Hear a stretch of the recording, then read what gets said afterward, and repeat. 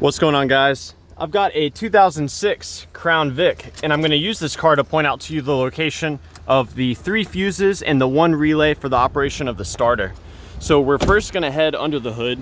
This is where you'll find 2 of those fuses and the starter relay. They're going to be behind this cover here, which you remove by pulling up on the tabs on either end. This whole cover will hinge up. Now, the 2 fuses are going to be here and here. This 30 amp J-case fuse, this provides power directly to your starter relay, which is right here. And this 25 amp fuse here, this provides power to the ignition switch. And I'll go over that with you in detail later. I'm going to show you the ignition switch wiring, and there's a 3rd fuse inside the car that works with the ignition switch. So this is your starter relay. And one of my favorite ways to troubleshoot this is have someone hold the key in the start position and then tap on the relay. Sometimes the relay can get stuck or there can be a bad connection in there, and sometimes just tapping on it can get it going again. Another great way to troubleshoot to see if it's the relay is you can swap this relay with a known good relay. So a good candidate would be your blower motor relay, which is this one right here. You can see this one looks different because someone's changed it already. Now with the relay removed, I'm gonna go over the 4 pins that are at play and what each one of them does. The most interesting pin to me is this one that I've colored in blue. You can actually apply power directly to that pin, and that pin goes to the starter. So if you put power on here, the engine should turn over. Now I want to caution you to not do that unless your car's in park or neutral with the emergency brake on. This pin right here should be hot all the time. This pin gets its power from the 30 amp J-case fuse located right there. Now, as far as this relay getting triggered, it requires both a power and a ground.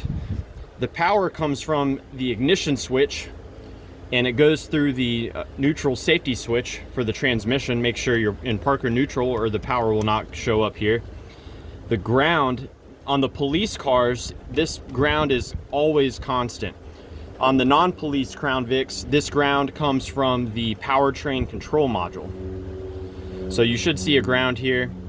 Power comes through here when you turn the key in the start position from the ignition switch. And I'm gonna head inside and point out to you how that's wired up as well. So I'm gonna put this relay back in.